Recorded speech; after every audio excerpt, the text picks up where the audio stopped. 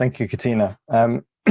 It's a pleasure to be here, and of course, I'm humbled to be on a panel of such heavyweights and established professionals and experts in this space. So I guess really, my angle to this is really looking at the need, the why. In my experience, and I don't necessarily go into too many very specific examples and highlighting certain companies, not to mention the legal brouhaha that will cause, but I think it's important to just kind of get a good lay of the land. I think a lot of the time, people, of course, know the well-known social media platforms and the sorts of engagement that children, young people, and adults have on these platforms, without having to name any. One of I think the growing, whether it's an issue or a challenge, is that a huge section of the population, of course, being young, under 18, a legal child or young person, engages with these platforms. But these platforms have been designed really with adults in mind. And that's a bit of a broad statement. But when you do look at, I think, or maybe not necessarily designed with adults in mind, but just designed with general interactions. They weren't necessarily designed with children in mind and specific needs. It was just a very broad thing when you look at social media platforms.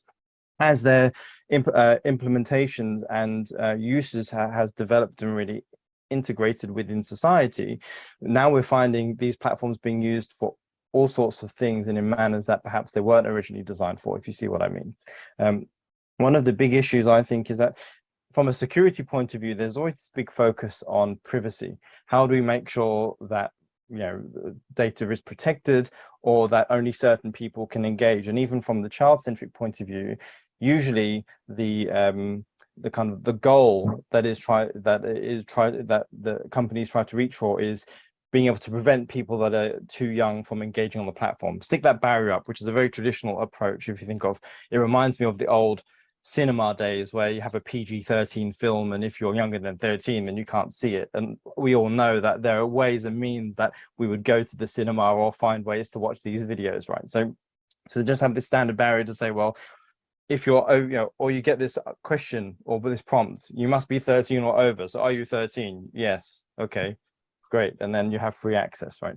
And a lot of the focus is on how do we manage young people to either just block them from engaging on the platform, or having these various different mechanisms, parental controls, even lots of different things that stop interactions. And as we know, there are also workarounds. And a lot of the issues, I think, that are coming up with a lot of these platforms in this wild west is that where there is a barrier, another application is deployed. There's a lot of these, again, it's difficult to do this without naming specific platforms, but there are various apps, for example, that circumvent inbuilt chat apps. So if we think of a social messaging application that shares photos, and within that platform you have direct messaging, there are apps where you can actually talk about content on this app, but it's on a separate platform. So you circumvent a lot of the controls that the mother platform, let's say, would have. So then the question is, how do you then manage the secondary platform, which has been built purposely to circumvent a lot of these things and engage free speech and everything else? So there's the privacy conversation. But then for me, what I find more interesting, or perhaps equally as important, is actually the effect of these technologies. When you're thinking of young people, when I say kids and young people, I'm thinking about 13-year-olds, people in their formative years, going right through to young adulthood. And people that are very much conscious of they're in a phase of self-exploration, self-definition, of learning, figuring out who they are, what they want to do, who they want to be, how they want to be. And they have content that streams to them or fed to them, feeding a particular perception of this is how you should be. And if you don't necessarily fit within this type of prescribed persona, you're an anomaly. And a lot of research is showing that there are a lot of, and actual evidence is showing that is causing a lot of issues and exploding a lot of mental health trauma and issues in young people. And there's been a lot of instances of suicides and whatnot that are connected to that. An interesting look on that as well his so I've just lost my train of thought of That's all right. where I was going with that in particular. But oh yeah, so one of the big problems with this, and as another example, a lot of this is inbuilt in technology. So moving away from social media, I did some research with some new technology, a technological gimbal. I won't name the name of the company, but they make a lot of drones and other types of devices. So with this selfie gimbal that you put your smartphone on and you utilize it, to take pictures or film your vlogs or your reels or stories, whatever it is that you're filming, there are filters within that now have an option to slim your face. So it's just to slim it, because that's, I guess, you look better if you're slimmer. One, to lighten your face, which I found quite interesting. So according to this filter, if I increase the lightness of my face, it would relate to an increase in viewability. So and then there's other things about rosy cheeks and whatnot, but it's quite interesting that there isn't the option to lighten and darken your face, or to, just change your face shape generally. It's very much, seen as a plus to glamorize. It's a glamour feature to glamorize your face. You need to be slimmer, you need to be light, positive view. And I'm sure the designers of these filters haven't thought, in a very dystopian way, thinking, how do we do something that's going to make our users really, self-conscious and everything else. It's just something they've done.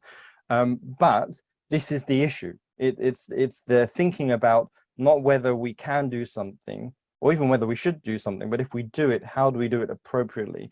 So for me, if we're going to be operating in this space, and I use we as technologists and in a disciplinary sense, if we are going to be building and operating in this technological society with technological applications and implementations of such systems, we need to incorporate the users into the mix. So there's no point of me saying what's important for kids to be using on a social media app or whatever, because I mean, I'd like to say I'm no longer a kid. Maybe it depends on how people perceive me. Maybe I still might come across as a kid, but we need to incorporate, kids within the process. And that's it. I mean, that's easy for me to say. And I think the three others on the panel here will have some actual real insights as to how we do that. And you mentioned 2089 in particular.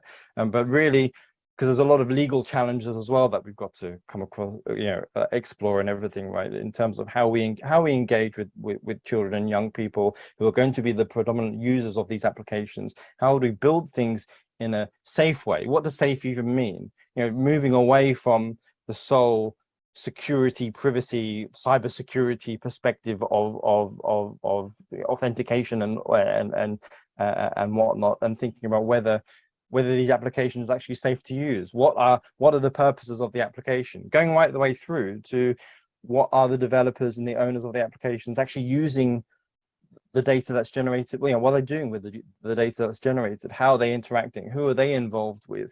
There's a big data issue when it comes to these mega companies. I was going to say another word there. These mega companies that are extracting the data and utilize it in other forms. And again, that goes into shaping engagement within the technological sphere as well. So it's quite a complex situation. It's easy to think of it when you think of designing technology for children and young people. You instantly go to the I guess traditional point of view of using toys and this very kind of safe thing. Does it have small parts and choking hazards and those sorts of things? But in the technological space where we're very much out into the world and engaging with an almost unknown population as well, then how do you govern that? How do you manage some of the ideals that we know about when it comes to freedom of speech and expression and encouraging human development and engagement and endeavor, whilst ensuring that it is a safe place to do that, and that the players involved and the designers and the developers involved in creating this space are also singing off the same hymn sheet. So